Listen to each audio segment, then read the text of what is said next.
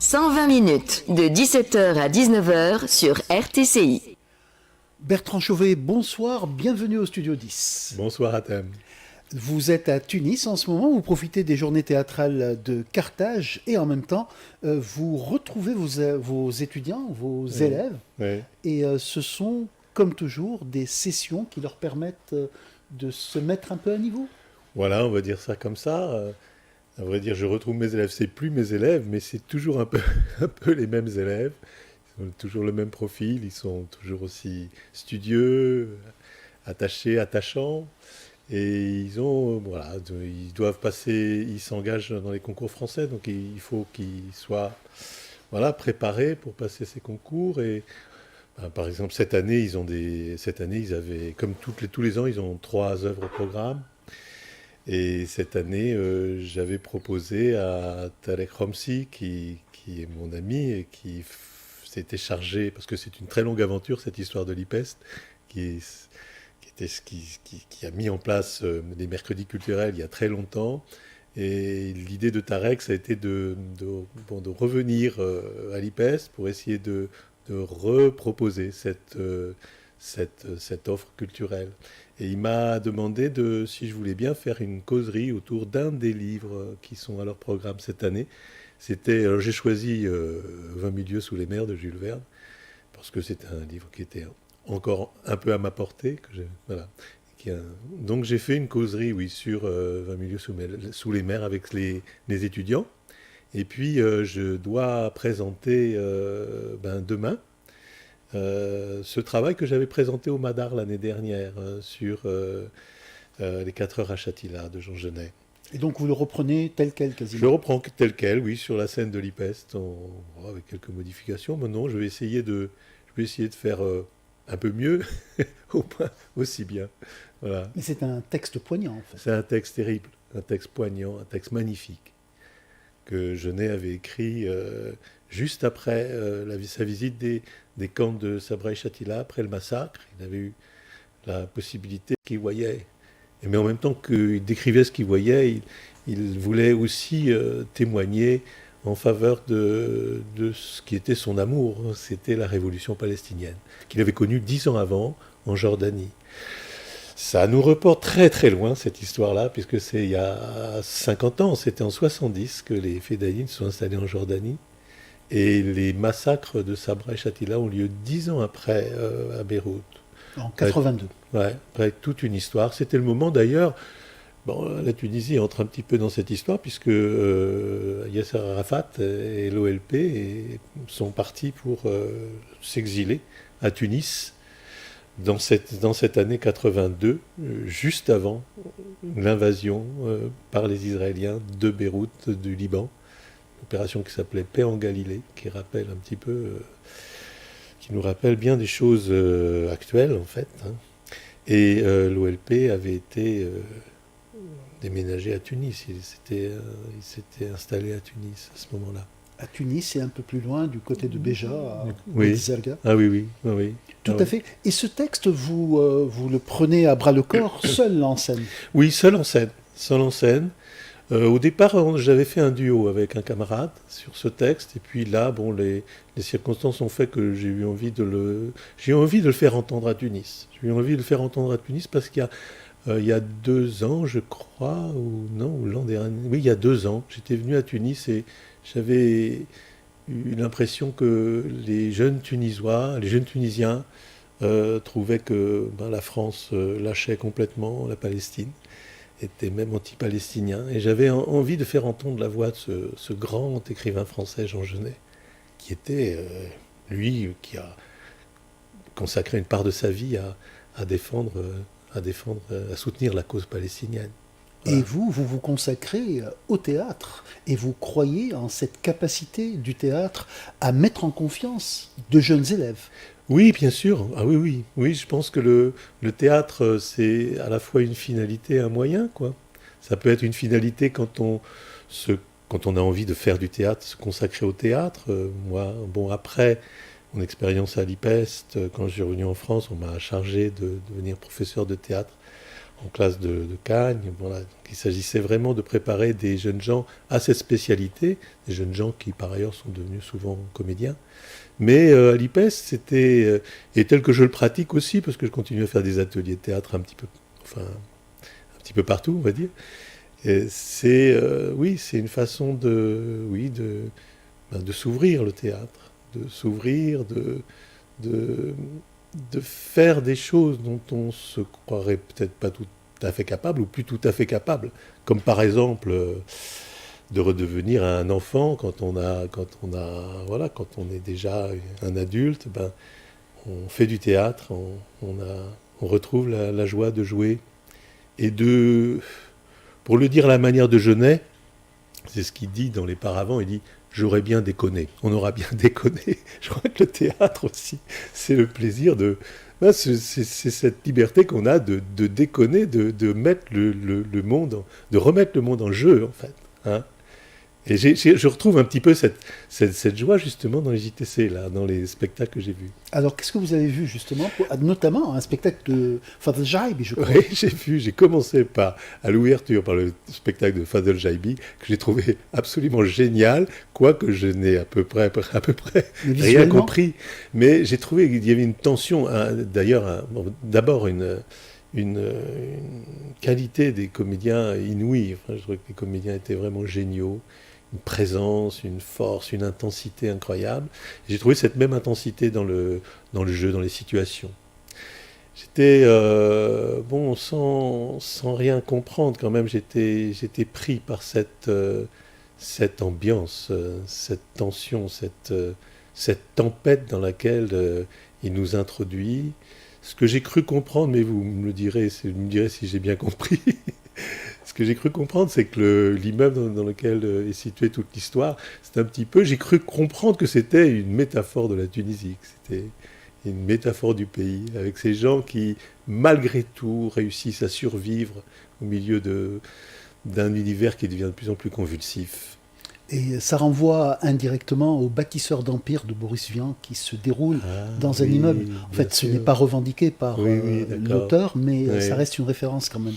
Et alors, ce qui était très surprenant, c'était qu'à intervalles réguliers, il y a une espèce de voix qui vient d'en haut et qui interroge les personnages. Donc ça donne vraiment l'impression d'une société un peu sous contrôle. Voilà. Et par ailleurs, Jaibi a monté, il y a 1 an maintenant, il a remonté Médée. Ah oui. Avec donc un casting tunisien et une approche tout à fait locale, donc une relecture complète du mythe. Oui. Et c'est Jalila Bakar qui jouait Médée ? Non, elle n'était pas du tout sur scène, je crois. Non. Enfin, je les ai trouvés tous vraiment, vraiment géniaux, vraiment géniaux. Cette l'ambiance, vraiment, c'est une ambiance très noire, hein, très terrible. Et d'autres spectacles ? Alors, qu'est-ce que j'ai vu encore ? J'ai vu les Russes, j'ai vu Tartuffe dans un espace bifrontal dans une salle, c'est la salle du Jeune Théâtre, je crois, dans la Maison de la Culture, au Palais de la Culture. J'ai trouvé ça très fort, très, très bien mené, mais j'ai préféré le spectacle que j'ai vu hier, que j'ai trouvé délicieux, extraordinaire, le spectacle des Espagnols. C'est l'histoire d'André et de Dorine. Je pense que c'est inspiré d'un texte d'André Gorz qui raconte son histoire avec sa femme qui est frappée d'Alzheimer. Et à la fin, je crois me souvenir que dans le roman initial, enfin dans l'histoire, dans le récit initial d'André Gorz, ils vont même jusqu'à mourir ensemble. Et alors là, c'est interprété par des marionnettes, enfin des grosses têtes, c'est des corps avec des grosses têtes. Donc il y a un aspect, c'est tout à fait étonnant de voir comment on passe au départ de quelque chose de complètement burlesque qui fait rire à quelque chose de plus en plus douloureux. Et il nous emmène très très très loin dans la douleur et il n'y a pas un seul mot. Parce que quand je me suis aperçu qu'ils allaient mettre en scène, les Espagnols, ce texte d'André Gorz, je me suis dit, oulala, il y a beaucoup de textes, et là, pas un seul mot, on comprend tout. C'est d'une grande délicatesse. idéal pour un festival interculturel. Ah oui, génial, génial, vraiment génial. Alors, venons-en à cette belle expérience, cette belle aventure artistique que vous menez du côté de Piano di Sorrento en Italie, où vous êtes directeur du Festival international du jeune théâtre. Oui, en fait, j'ai repris, il y a 3 ans, j'ai repris la direction de ce festival qui avait été créé par Anna Rossini, qui était un peu âgée, donc il fallait le reprendre, et j'ai repris avec une amie qui s'appelle Nicole de Palville. Et on essaie de poursuivre l'aventure. C'est devenu maintenant un petit mastodonte, parce qu'au départ c'était 1 semaine, et maintenant c'est 4 semaines. L'idée c'est de faire venir des jeunes pour faire du théâtre ensemble. Au départ c'est un festival francophone, alors ça reste encore assez francophone. L'idée c'est qu'ils viennent jouer des spectacles plus ou moins en français. Le matin, on leur fait faire des ateliers. L'après-midi, ils présentent leur spectacle. Le soir, c'est des soirées festives. On essaye de se rencontrer. Là encore, le théâtre est une finalité, mais c'est aussi un moyen. C'est aussi le moyen pour eux de découvrir le monde, de nouer des relations avec... Alors, il y a des jeunes Tunisiens qui viennent tous les ans. Il y a des jeunes Tunisiens, il y a des Canadiens, il y a des Roumains, il y a des Italiens, des Français, des Belges. Et tout ce petit monde se mélange à l'intérieur des ateliers, dans les repas, et noue des relations. Voilà. Et pour vous, ce festival se tient en fonction des tranches d'âge, et c'est durant un mois, donc 1 semaine pour chaque tranche. Exactement, oui. Donc on essaie un peu de clarifier les choses. Donc, là, cette semaine, alors c'est à cheval sur février-mars. Donc la première semaine, c'est consacré aux écoliers. Alors les écoliers, ils viennent en général d'Italie, ils viennent pas trop loin, mais ils peuvent venir de Catane. Il y a aussi une troupe française cette année qui viendra. La deuxième semaine, ce sera consacré aux étudiants. Ça, c'est une semaine à laquelle j'ai été invité depuis longtemps dans cette semaine. Donc je suis un petit peu à l'origine de cette semaine d'étudiants. Puis après, il y a les lycéens et il y a les collégiens. Très bien. Et qu'en pensez-vous rétrospectivement de cette aventure ?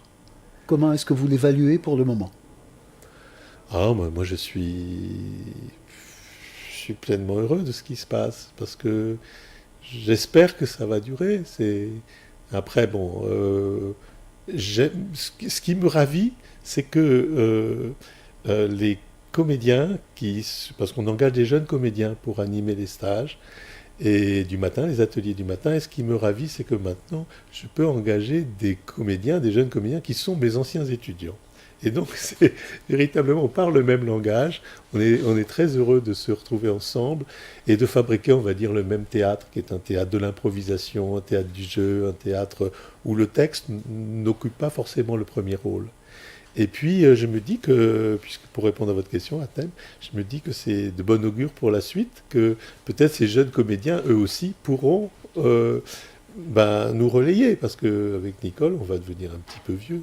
Et donc, ce serait bien aussi de pouvoir passer le flambeau, comme Anna nous l'avait passé quand elle a créé ce festival. Autant vous êtes à la retraite, autant vous êtes juvénile dans le théâtre. Oui, je l'espère, enfin... J'espère que c'est pas... j'espère ne pas retomber en enfance, enfin, je sais pas. Mais vous disiez tout à l'heure que le théâtre, c'était aussi la capacité de retomber dans l'enfance. Absolument. Oui, je crois. Oui, absolument. Oui, le théâtre, c'est l'enfance, Je pense que c'est une façon de laisser tomber le masque. On laisse tomber le masque. C'est drôle parce qu'on dit le théâtre c'est le masque, mais non, le théâtre c'est le contraire du masque, je crois. C'est laisser tomber son identité sociale et accepter de se laisser aller dans la danse. Moi je commence toujours mon travail au théâtre par de la danse. La danse c'est une façon de lâcher l'identité, de se laisser passer, porter par le flux. Et donc le théâtre, c'est l'improvisation, mais vous ne tournez pas le dos à ce qui est répertoire. Oui, bien sûr, oui, c'est vrai. Disons que l'improvisation, pour moi, c'est premier, surtout quand j'anime des ateliers, parce que c'est la base. C'est là qu'on retrouve la matière du corps. C'est là qu'on se relie aux émotions, aux sensations. Et ensuite, on a le texte. Mais par exemple, le travail qu'on a vu là sur les Russes témoigne bien du fait que le texte de Molière est d'abord porté par les sensations, les émotions. On avait l'impression c'est un peu l'école stanislavskienne, hein, donc on avait vraiment l'impression, en plus on était très près, c'était assez génial parce qu'on était, c'était bifrontal, donc on était vraiment à l'intérieur de l'affrontement, vraiment, entre les interlocuteurs, et on avait vraiment l'impression de personnages qui étaient comme s'ils dansaient sur un volcan, quoi. Qui eût dit que Le bourgeois gentilhomme serait l'une des pièces les plus vues en le théâtre tunisien, sous le titre Le Maréchal. C'est vrai, oui, c'était une des premières pièces, non, qui avait été, qui avait été, est-ce qu'elle avait été jouée en tunisien? En tunisien, oui, déjà. tout à fait, par Oui. le fameux Hamda Bentijani, qui reste une grande personnalité du théâtre tunisien. Oui, oui. Et ben moi, j'ai des souvenirs de bourgeois gentilhomme extraordinaires, hein, en particulier celui de Jérôme Savary. Quel bonheur de... Et là, c'était le Tartuffe, hein, qui était présenté. Mais quel bonheur de jouer Molière. On s'aperçoit que il y a des scènes qui restent d'une violence, mais absolument inouïe. Et là, en particulier, cette scène, la grande scène du Tartuffe, où Elmire décide, pour montrer à son mari Orgon que Tartuffe a voulu la séduire, donc elle propose carrément d'organiser une scène de séduction de Tartuffe devant Orgon qui est caché sous la table. Et alors, ce qui est génial, c'est que les Russes l'ont joué 3 fois, cette scène. Et à chaque fois, on avançait davantage vers ce qui était la nudité, la force Et c'est un peu la magie des JTC, justement, de retrouver tous ces théâtres si différents, oui, côte à côte. Absolument.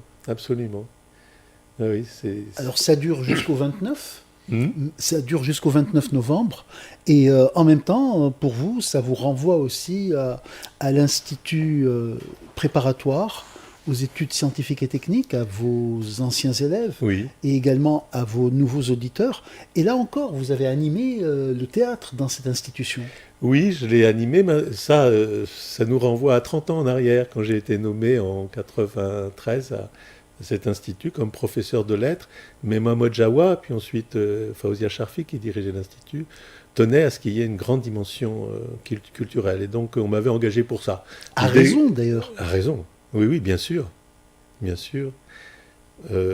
Et donc là, grâce aussi aux bons soins de Talek Romsi, dont j'ai parlé tout à l'heure, on avait essayé de répondre à cette demande.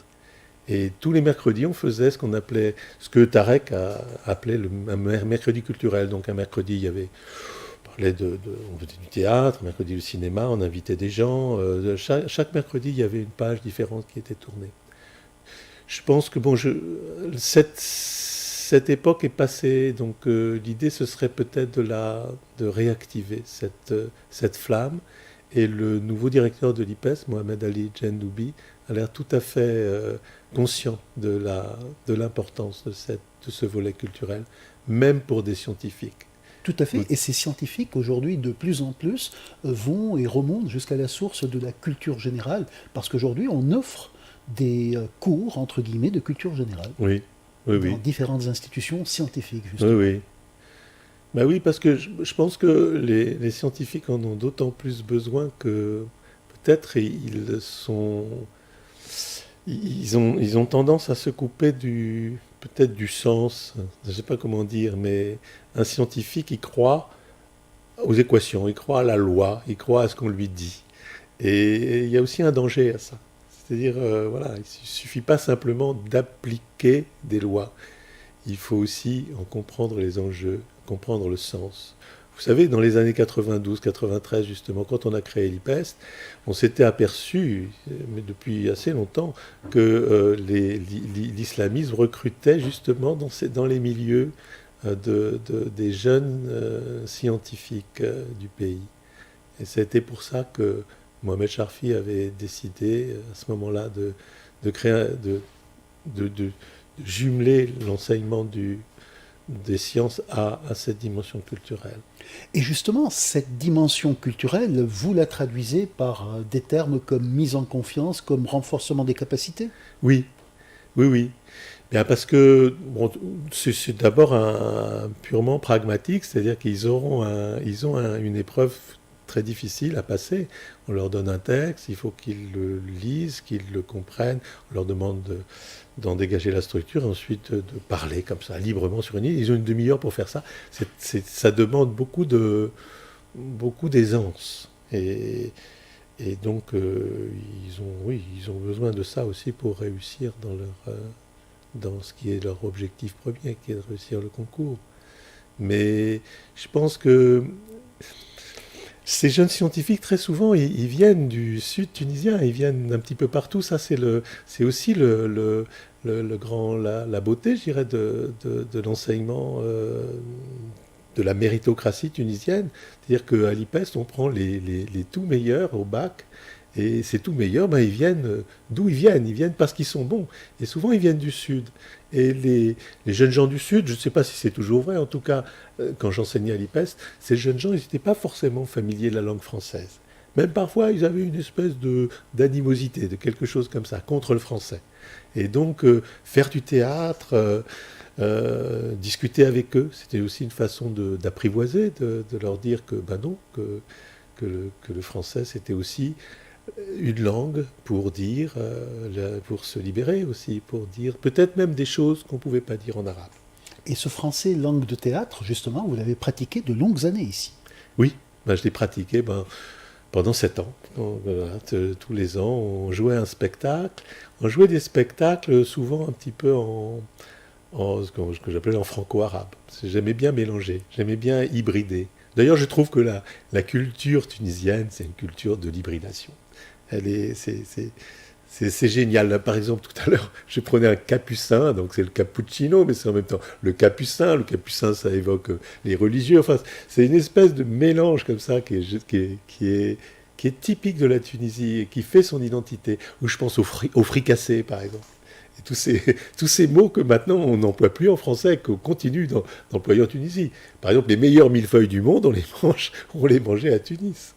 Et donc il y a quelque chose de tout à fait savoureux là-dedans. Et de constant. De constant, ouais. C'est ça qui est...